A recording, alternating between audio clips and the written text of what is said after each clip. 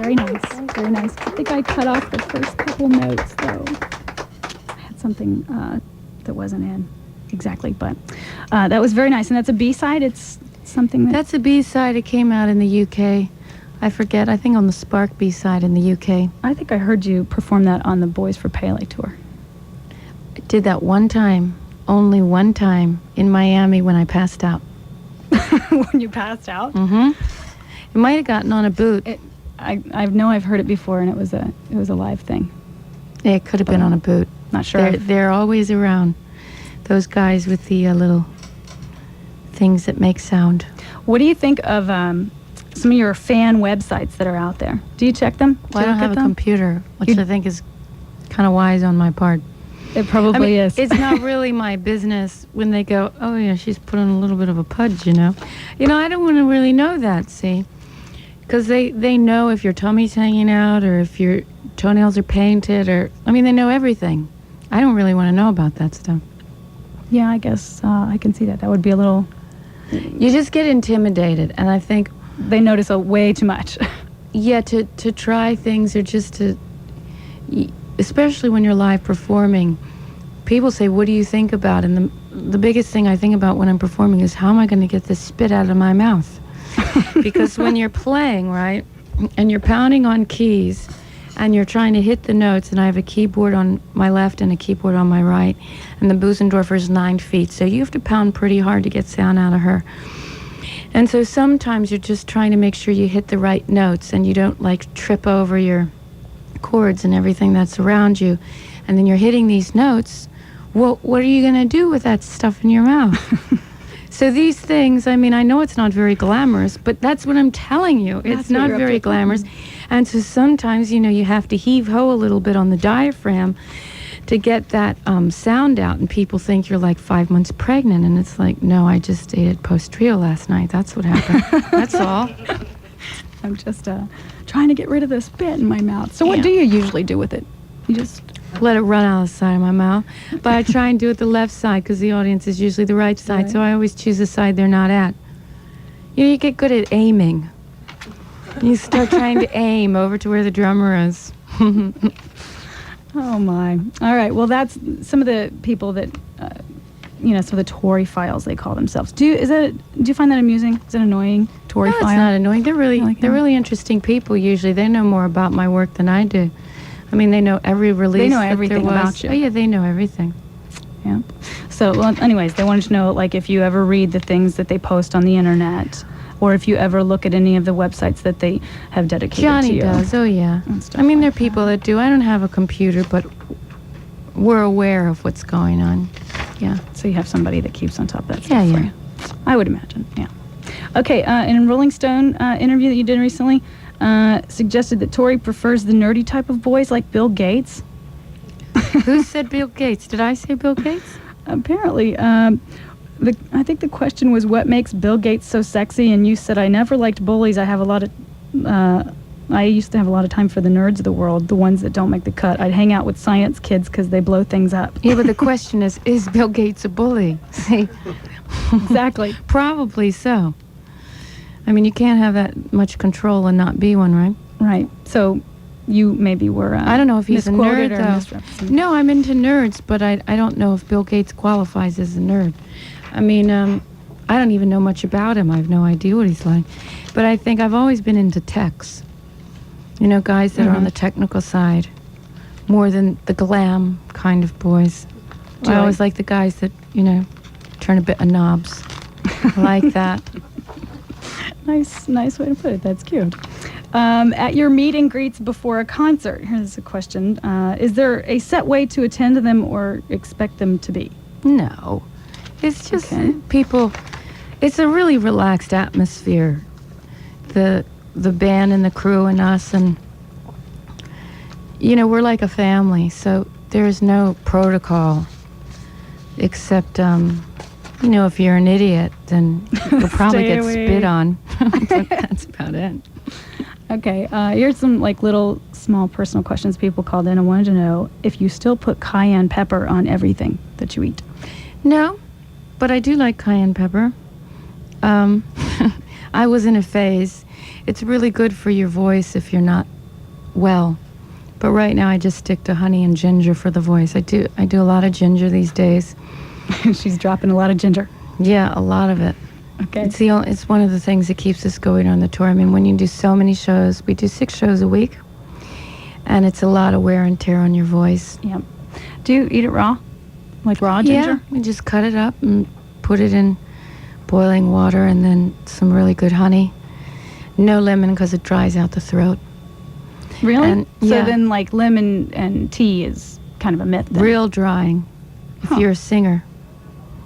But of course, if you need to cut down on your spit intake, it's a very good thing to try because it's drying.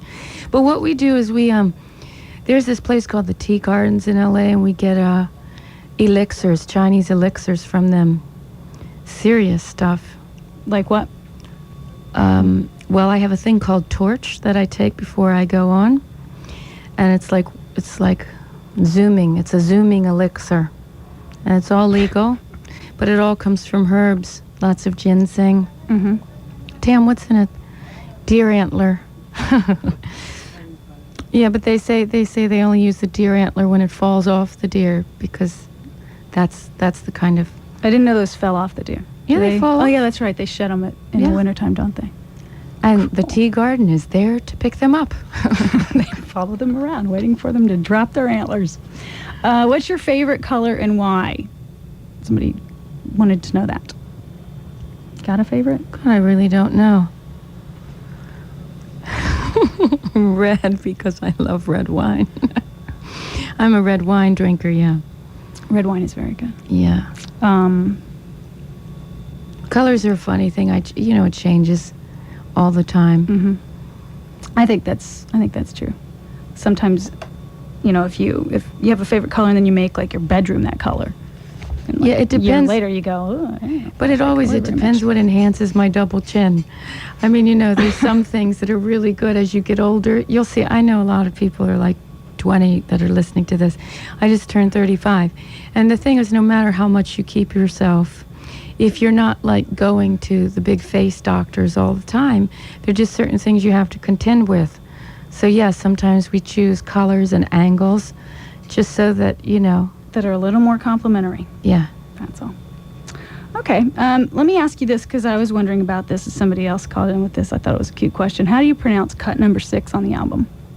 On the new album? What is cut number 6? I-I-E. I-I-E. That's how you say it? That's the one. Okay. Just wondering. And somebody else called in with a question about the new album. Who is Jackie? Jackie's Strength. Who's that based upon? Jackie's Strength is really, I was asked to get married, right? And I was quite nervous because I'd never thought I'd get married before. It just wasn't something that I was going to do. Mm-hmm. Even though I believe in monogamy, just having the church and state condone my union wasn't important to me. And in fact, I really didn't want that. So when he asked me, it brought up obviously a lot of things, and I started going back in my little movie in my head, different moments of my life. And I remember my mother telling me that the day Jack Kennedy died, John F. Kennedy, that she put me down. She had to lay me down because her heart started to slow down and she couldn't breathe. And all she thought of was Jackie and the strength that it would take Jackie to lead the nation, which she did. Mm-hmm.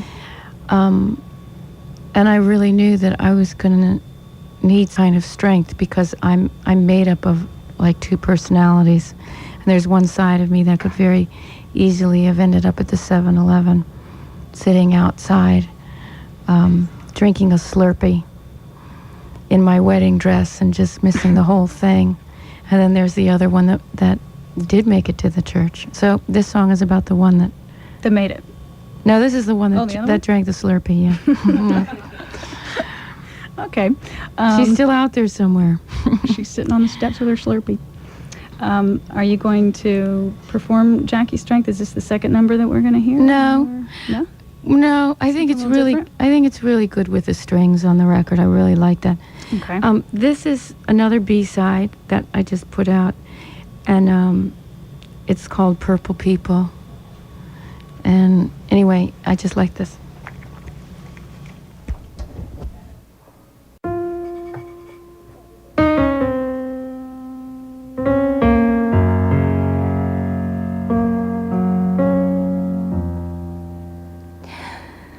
Well, hey, do you do judo when they surround you? A little mental yoga, will they disappear? It's grim but never dubious as motives go. One thing she always promises a shower. Thunder wishes it could be the snow. Wishes it could be as loved as she can be. These gifts are here for her, for you, for me. Watch me be this other thing and never know if I am marooned or where the purple people go. Then lily white matricide from a vicious words.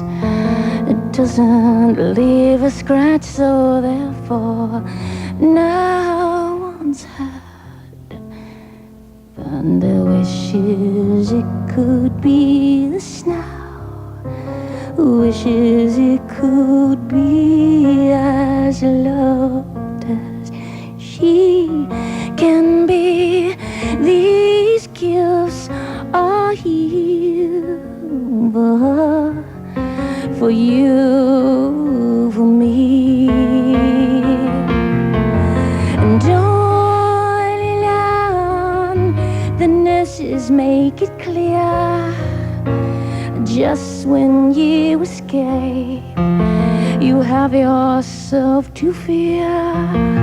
A restaurant that never has to close.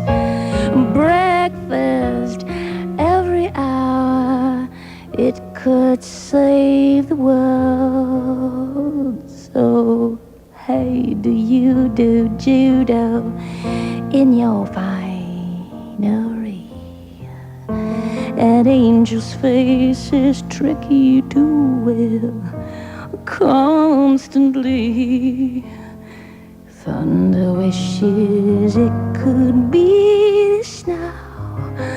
Wishes it could be as loved as